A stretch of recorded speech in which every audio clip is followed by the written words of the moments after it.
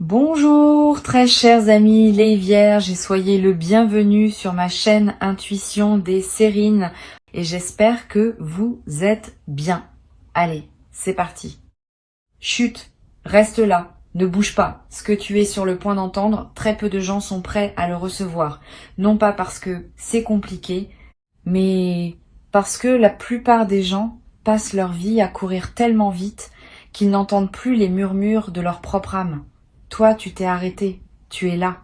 Et ce simple fait raconte déjà quelque chose de profond sur l'endroit où tu en es dans ton parcours. Je vais te confier quelque chose que je perçois, et je te demande de ne pas chercher à l'analyser tout de suite. Laisse-le simplement entrer, comme une goutte de pluie chaude sur une terre assoiffée. Ce que tu appelles ta souffrance est en train de se transformer, pas de disparaître, de se transformer. Et la différence entre les deux est immense. Quand quelque chose disparaît, il ne laisse rien derrière lui. Quand quelque chose se transforme, il devient autre chose. Quelque chose de plus riche, de plus profond, de plus utile.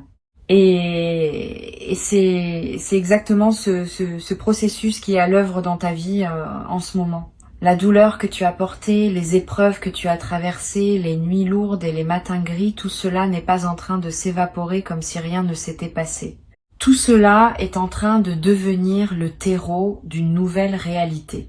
Et cette nouvelle réalité, laisse-moi te la décrire parce que je la sens avec une netteté qui me surprend moi-même. Imagine un forgeron. Il prend un morceau de métal brut, informe, terne. Il le plonge dans le feu. Le métal rougit. Il souffre de la chaleur. Il perd sa forme initiale. Tout observateur extérieur pourrait croire que le métal est en train d'être détruit. Mais le forgeron sait. Il sait que ce passage par le feu est le seul chemin vers la lame, vers la beauté, vers la fonction, vers la puissance. Sans le feu, le métal reste un bloc inutile. Avec le feu, il devient une épée, un outil, une œuvre d'art. Tu es ce métal. Et le feu que tu as traversé n'était pas une punition, c'était une forge.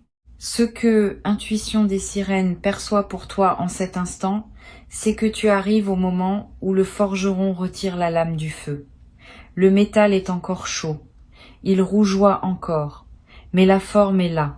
La trempe est faite, il ne reste plus qu'à polir et à révéler l'éclat qui était caché sous la surface rugueuse. Il y a un mot que je voudrais installer entre nous comme une lanterne dans la nuit. Ce mot, c'est transmutation. La transmutation, c'est l'art de transformer le plomb en or. Les alchimistes d'autrefois passaient leur vie entière à chercher cette formule dans leur laboratoire. Ce qu'ils ne comprenaient pas toujours, c'est que la véritable transmutation ne se fait pas dans un creuset de cuivre. Elle se fait dans le cœur humain. Dans ta capacité à prendre une souffrance et à en extraire de la sagesse. À prendre une perte et à en tirer une liberté. À prendre un effondrement et à y trouver le socle d'une reconstruction plus solide. Et toi, sans même le savoir, tu es un alchimiste. Tu l'as toujours été. Chaque épreuve que tu as traversée, tu ne l'as pas simplement subie, tu l'as traversée. Ce verbe est important. Traverser, c'est entrer par un côté et ressortir par l'autre, c'est ne pas rester coincé au milieu. Et si tu es là aujourd'hui, en train d'écouter ces mots, c'est la preuve vivante que tu as traversé chaque tempête. Pas une seule ne t'a englouti, pas une seule ne t'a gardé prisonnier. Tu es toujours ressorti. Peut être abîmé, peut être fatigué, mais debout, toujours debout. Et cette capacité à te relever, encore et encore, n'est pas un hasard. Ce n'est pas de la chance. C'est une force qui vit en toi et qui est bien plus ancienne que les circonstances de ta vie actuelle. C'est une force d'âme, une résistance du cœur, un refus profond, viscéral, de laisser la nuit avoir le dernier mot. C'est cette force-là qui a préparé le changement dont je vais maintenant te parler. Parce que le changement qui arrive n'est pas un accident. Ce n'est pas un coup de chance qui tombe du ciel sur quelqu'un qui n'a rien fait pour le mériter. C'est l'aboutissement naturel de tout ce que tu as construit dans l'invisible. Chaque fois que tu as choisi la gentillesse quand tu aurais pu choisir la colère. Chaque fois que tu as tendu la main quand tu aurais pu fermer le poing. Chaque fois que tu as continué à croire quand tout semblait te donner des raisons d'abandonner. Toutes ces petites décisions, ces micro-actes de foi quotidiens ont tissé un filet sous tes pieds. Un filet que tu ne pouvais pas voir, mais qui était là, qui est là, et qui maintenant est prêt à te porter vers quelque chose de nouveau. Je veux te parler de ce que signifie vraiment la fin d'une souffrance. Parce que c'est un concept que l'on comprend souvent mal. Quand on souffre, on imagine que la fin de la souffrance ressemble à l'opposé exact de ce qu'on vit. Si on est triste, on pense que la fin de la souffrance, c'est la joie permanente. Si on est seul, on pense que c'est la présence constante de quelqu'un. Si on est perdu, on pense que c'est une carte parfaite avec un itinéraire tracé au millimètre. Mais la vie ne fonctionne pas par opposition. Elle fonctionne par intégration. La fin de ta souffrance ne va pas ressembler à l'effacement de tout ce qui t'a fait mal. Elle va ressembler à un changement dans ta relation avec la douleur elle-même. Tu ne vas pas cesser de ressentir, tu vas cesser d'être emprisonné par ce que tu ressens. C'est comme la différence entre être sous l'eau et nager. Dans les deux cas, tu es dans l'eau. Mais dans un cas, tu te noies et dans l'autre, tu avances. Ce qui est en train de se mettre en place pour toi, c'est cette capacité à nager, à te mouvoir dans les courants de la vie avec une aisance que tu n'as jamais connue. Les vagues seront toujours là, elles font partie de l'océan. Mais toi, tu ne seras plus submergé. Tu sauras les lire, les anticiper, les chevaucher. Et cela change absolument tout dans l'expérience quotidienne de vivre. Pense un instant à la dernière fois où tu as ri sans raison. Pas un rire provoqué par une blague ou par une situation comique. Un rire qui a surgi de nulle part, du fond de toi, comme une source souterraine qui jaillit. Si tu te souviens de ce moment, tu sais de quoi je parle. Ce rire-là, c'est la signature de ton âme. C'est le son qu'elle fait quand rien ne l'empêche d'être elle-même. Quand les couches de protection, de méfiance, de douleur accumulées se fissurent suffisamment pour laisser passer la lumière d'origine, le changement qui arrive va multiplier ces moments, ces éclats de joie spontanée, ces instants où tu te surprendras à sourire, sans raison. Ces matins où tu ouvriras les yeux et où la première pensée qui te traversera ne sera pas une inquiétude mais une curiosité, une envie, un élan. Cela ne veut pas dire que chaque jour sera parfait. Cela veut dire que ta ligne de base va changer. La fréquence fondamentale sur laquelle tu vibres va monter d'un cran. Les jours difficiles seront toujours là, mais ils seront des exceptions au lieu d'être la norme.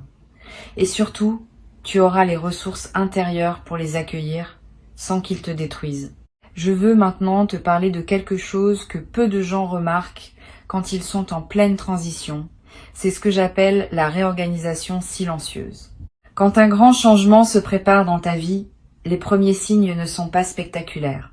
Ils sont subtils, presque imperceptibles. C'est un goût différent dans ta bouche le matin. Une envie soudaine de ranger un tiroir que tu n'avais pas ouvert depuis des mois. Un livre qui t'attire sans que tu saches pourquoi. Une musique qui te fait pleurer alors qu'elle ne t'avait jamais touché auparavant. Un besoin nouveau de silence. Ou au contraire, un besoin soudain de mouvement, de sortir, de respirer un air différent. Ces micro-signaux ne sont pas anodins. Ce sont les premiers tremblements d'un continent intérieur qui se déplace. La tectonique de ton âme est en mouvement. Et comme les plaques tectoniques de la Terre, ces mouvements sont lents, profonds et irréversibles. Quand un continent bouge, il ne revient pas en arrière. Quand ton âme se déplace vers une nouvelle position, elle ne recule pas. Observe ces signes avec tendresse. Ne les juge pas. Ne cherche pas à les expliquer. Contente-toi de les accueillir comme les messagers d'un printemps que tes yeux ne peuvent pas encore voir, mais que ton corps et ton intuition ont déjà détecté. Tu sais, il y a une intelligence dans le corps humain qui dépasse de loin tout ce que le cerveau peut concevoir. Ton corps sait des choses que ta tête ignore et réagit à des fréquences que ton mental ne peut pas capter.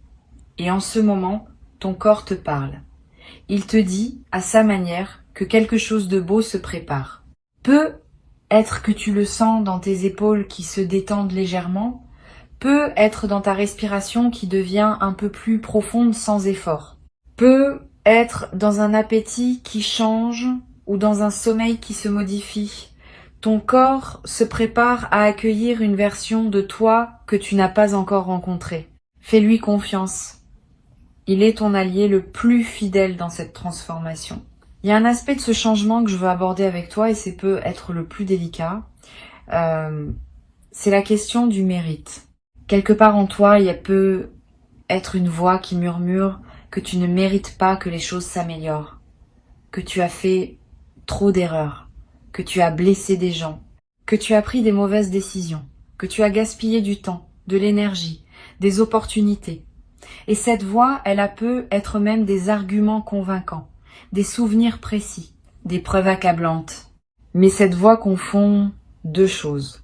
Elle confond la responsabilité et la condamnation.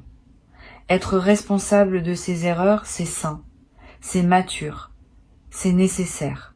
Mais se condamner soi-même à une souffrance perpétuelle à cause de ses erreurs, ce n'est ni sain, ni juste, ni utile. La vie n'est pas un tribunal. Elle n'émet pas de sentence définitive. Elle offre des cycles, des renouvellements, des secondes chances, des troisièmes chances, des centièmes chances. Parce que la vie comprend quelque chose que le mental humain a du mal à saisir. Chaque erreur est un apprentissage et chaque apprentissage rapproche de la lumière. Tu mérites ce qui vient, non pas parce que tu es parfait, mais précisément parce que tu ne l'es pas. Parce que malgré tes imperfections, malgré tes chutes, malgré tes zones d'ombre, tu as continué à avancer. Tu n'as pas renoncé à toi-même. Et ce simple fait, ce refus discret de baisser les bras est la chose la plus noble et la plus courageuse qu'un être humain puisse faire. L'énergie que capte Intuition des sirènes pour toi porte en elle cette nuance essentielle. C'est pas un changement qui va te demander de devenir quelqu'un d'autre. C'est un changement qui va te permettre d'être enfin toi-même, pleinement, sans honte et sans masque. Tout ce que tu as refoulé, tout ce que tu as caché, tout ce que tu n'as pas osé montrer au monde par peur du jugement, c'est exactement cela qui constitue ton trésor. Les parties de toi que tu considères comme des faiblesses sont en réalité tes forces les plus rares. Ta sensibilité que le monde t'a peu être appris à cacher est une antenne qui capte des réalités invisibles aux autres. Ta profondeur émotionnelle qu'on t'a peu être reprochée est la raison pour laquelle tu comprends les gens mieux qu'ils ne se comprennent eux-mêmes. Ta tendance à tout ressentir intensément, que tu as peu être vécu comme un fardeau, est en réalité un don. Et ce don est sur le point de trouver sa place dans le monde, sa vraie place. Pas celle que les autres ont définie pour toi, pas celle que la société attend de toi. Ta place à toi. Celle qui a la forme exacte de ton âme. Je perçois quelque chose de très spécifique. Quand je me connecte à ton énergie, c'est comme si tu avais passé des années à essayer de t'adapter à un monde qui n'était pas calibré pour toi. Comme si tu avais essayé de jouer une partition écrite pour un autre instrument, tu as fait de ton mieux. Tu as essayé d'en tirer une mélodie acceptable. Mais au fond de toi, tu sentais que le son n'était pas juste, que quelque chose manquait, que tu n'étais pas à ta place. Ce sentiment ne venait pas d'un défaut en toi. Il venait du fait que tu jouais la mauvaise partition. Et ce qui change maintenant, c'est pas toi. C'est la partition. La vie est en train de te présenter une nouvelle musique. Une musique écrite pour ton instrument unique. Et quand tu commenceras à la jouer, tu seras stupéfait par la beauté du son qui en sortira. Un son que tu n'as jamais entendu, parce que personne d'autre ne peut le produire. Il est uniquement le tien. Sais-tu ce qui arrive à un fleuve quand il rencontre un obstacle qu'il ne peut pas contourner? Il ne se bat pas. Il ne se fracasse pas indéfiniment contre la roche. Il monte. L'eau s'accumule, gagne en profondeur, en puissance, en volume, et un jour, elle passe par-dessus, où elle trouve une fissure dans la roche que personne n'avait vue, où elle creuse patiemment millimètre par millimètre, jusqu'à se frayer un nouveau chemin. Le fleuve ne doute jamais de sa destination, il sait qu'il va vers la mer. Il ne sait pas exactement par où, mais il sait vers où. Et cette certitude paisible lui donne une force que rien ne peut arrêter. Tu portes en toi cette même certitude. Peut être qu'elle est enfouie, peut être qu'elle est recouverte de couches, de désillusions et de fatigue, mais elle est là. Cette conviction sourde, presque animale, que ta vie va quelque part de beau, que tout ce que tu traverses te rapproche de quelque chose qui mérite d'être vécu.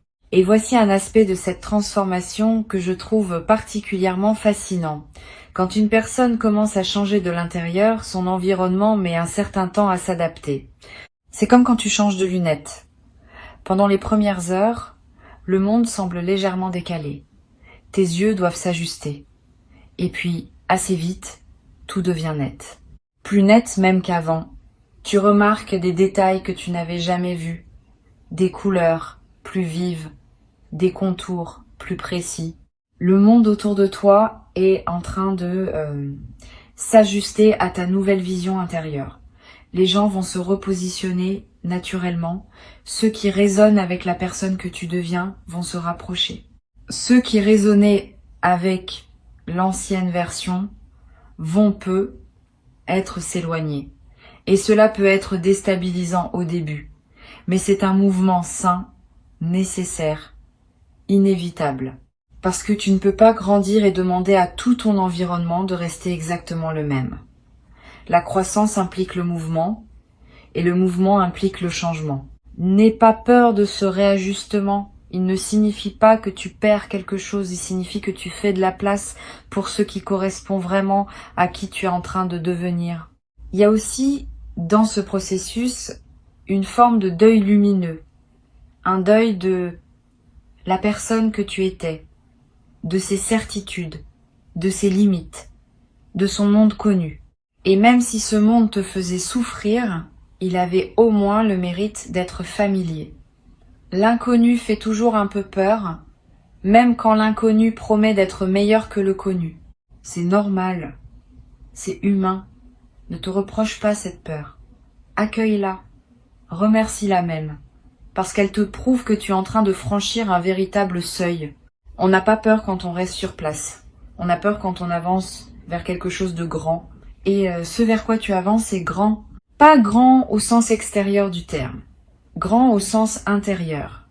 Grand comme la paix. Grand comme la cohérence. Grand comme la sensation de se réveiller le matin et de ne plus avoir besoin de porter un masque pour affronter la journée. Maintenant, je veux te parler de la manière dont ce changement va se manifester dans ton quotidien. Pas dans des termes vagues ou abstraits, mais de façon tangible. Tu vas commencer à remarquer que les situations qui te drainaient auparavant n'ont plus le même effet sur toi. Non pas parce qu'elles ont changé, mais parce que tu ne réagis plus de la même façon. Là où tu aurais absorbé la négativité comme une éponge, tu vas la laisser glisser sur toi. Non pas par indifférence, mais par discernement. Tu sauras instinctivement ce qui te concerne et ce qui ne te concerne pas. Ce qui mérite ton énergie et ce qui n'en mérite pas. Cette capacité de tri émotionnel est l'un des signes les plus clairs d'une élévation intérieure. Elle ne s'enseigne pas dans les livres. Elle s'acquiert par l'expérience vécue et par la maturité de l'âme. Tu vas aussi remarquer un changement dans la qualité de tes pensées. Les pensées parasites, ces boucles mentales qui te maintenaient éveillé la nuit, vont commencer à perdre de leur emprise. Elles ne vont pas disparaître d'un coup où le mental est tenace, mais elles vont s'espacer. Et dans les espaces entre ces pensées, tu trouveras quelque chose que tu n'avais peu être plus connu depuis longtemps. Le calme. Pas le calme forcé de celui qui médite parce qu'on lui a dit que c'était bon pour lui. Le calme naturel de celui qui n'a plus besoin de fuir ses propres pensées. Le calme de celui qui est en paix avec son paysage intérieur. Ce calme va devenir ton refuge et ta force. Pas un refuge où tu te caches du monde, mais un refuge d'où tu t'élances vers le monde. Avec plus de clarté, plus de présence, plus de joie. Et la joie dont je parle n'est pas l'euphorie passagère que procure un événement heureux. C'est une joie de fond, une joie structurelle. Comme la note fondamentale d'un accord de musique, celle sur laquelle toutes les autres notes s'appuient. Cette joie-là ne dépend pas de ce qui se passe autour de toi. Elle dépend de ce qui se passe en toi. Et ce qui se passe en toi, en ce moment même, est en train de poser les fondations de cette joie durable. Il y a un paradoxe magnifique dans ce que tu vis. Tu as cherché pendant longtemps la sortie de ta souffrance. Tu as cherché des portes, des clés, des solutions. Tu as demandé des réponses à l'extérieur. Et ce que tu découvres maintenant, c'est que la porte était ouverte depuis le début. Tu ne la voyais pas parce que tu regardais dans la mauvaise direction. La sortie de ta souffrance n'était pas devant toi, elle était en toi. Ce n'est pas un cliché, c'est la vérité la plus concrète qui existe. Parce que le jour où tu changes la manière dont tu te regardes toi-même, le monde entier se réorganise autour de cette nouvelle vision. Les mêmes rues, les mêmes visages, les mêmes journées, mais vues à travers des yeux neufs. Des yeux lavés par tout ce que tu as pleuré. Des yeux adoucis par tout ce que tu as compris. Des yeux rendus perçants par tout ce que tu as refusé de laisser te détruire. Ces yeux-là, ce sont les tiens maintenant. Et le monde qu'ils voient est un monde rempli de possibilités que tu ne soupçonnais pas. Je sens que tu es en train d'arriver à un endroit de ton parcours où les pièces du puzzle commencent enfin à s'assembler. Pas tout en même temps, mais suffisamment pour que tu aperçoives le dessin. Pour que tu comprennes que ce qui te semblait chaotique avait en réalité un ordre caché. Un ordre bienveillant, un ordre qui travaillait pour toi-même quand tu pensais que tout travaillait contre toi. Il y a un mot japonais, kintsugi, qui désigne l'art de réparer la poterie brisée avec de la poudre d'or. Au lieu de cacher les fissures, on les met en lumière, on les rend précieuses. Et l'objet réparé est considéré comme plus beau que l'objet intact parce qu'il porte son histoire dans ses veines dorées. Tu es cet objet. Tes fissures ne sont pas des défauts, ce sont des lignes d'or. Et le changement qui arrive dans ta vie est précisément ce processus de dorure. Tes blessures deviennent des ornements. Tes cicatrices deviennent des preuves de ta force. Ce que tu pensais être les traces de ta destruction devient la cartographie de ta renaissance. C'est peu être la chose la plus belle que je puisse te dire aujourd'hui. Tu n'as pas été brisé pour rien. Tu as été brisé pour être reconstruit en plus beau. Et cette reconstruction n'est pas un espoir lointain. Elle est en cours. Elle se fait en toi, maintenant, à chaque instant, à chaque respiration. Et sais-tu ce que font les arbres qui ont survécu à un incendie de forêt? Leurs troncs portent les marques noires de la brûlure, leur écorce est craquelée, sombre, abîmée. Mais si tu observes attentivement, tu verras que ces arbres-là sont souvent les premiers à reverdir. Leurs racines protégées sous terre pendant que le feu faisait rage en surface, ont continué à puiser l'eau et les nutriments dont l'arbre avait besoin.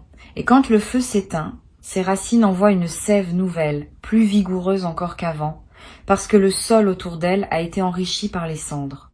Le feu qui semblait destructeur a en réalité fertilisé la terre. Tes racines à toi sont intactes.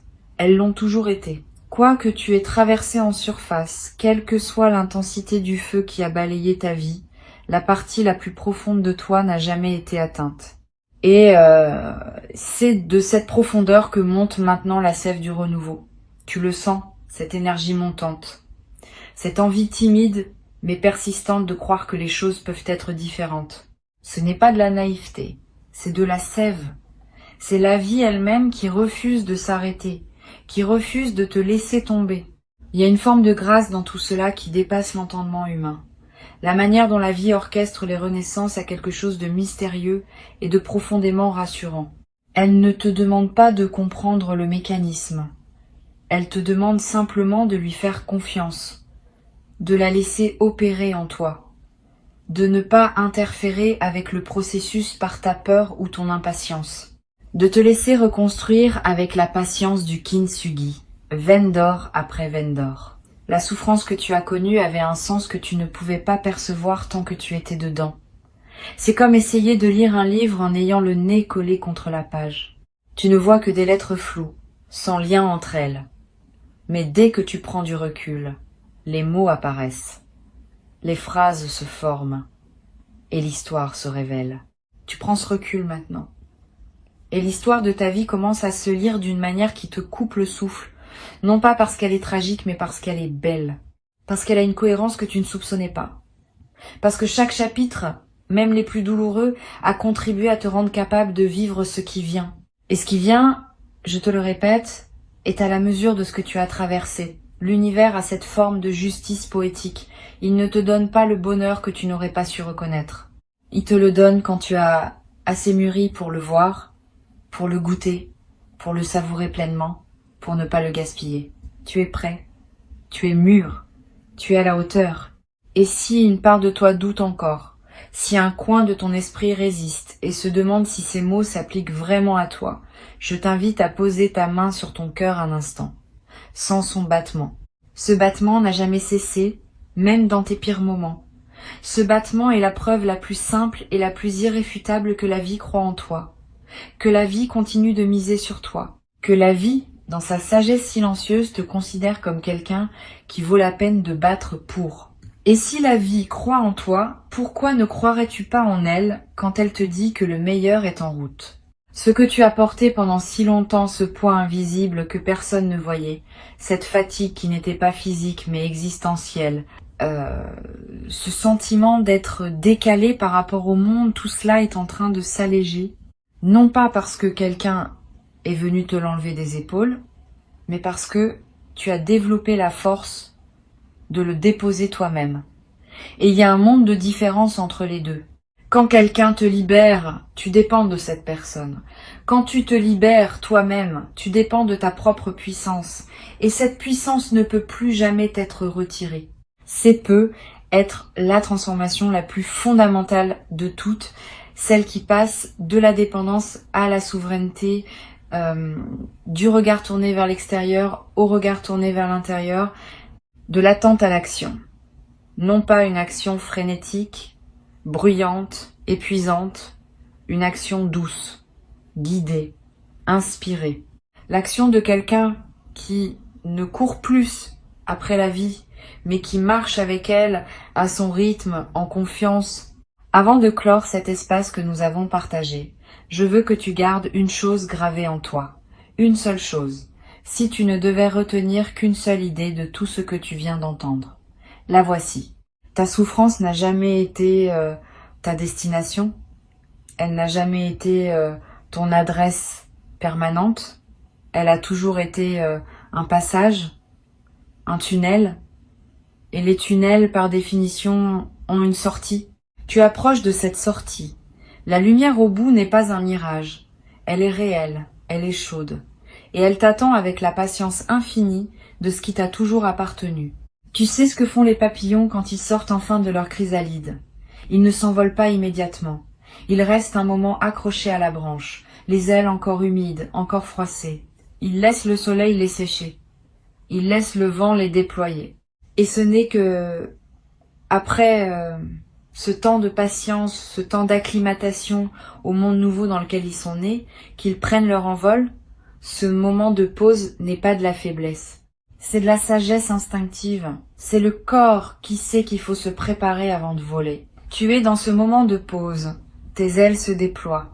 Le soleil de ta nouvelle vie les sèche doucement. Et bientôt, très bientôt, tu sentiras sous toi le courant d'air ascendant qui te portera vers des hauteurs que tu n'aurais jamais cru possibles. Pas parce que tu as été choisi par une force extérieure, mais parce que tu t'es choisi toi-même.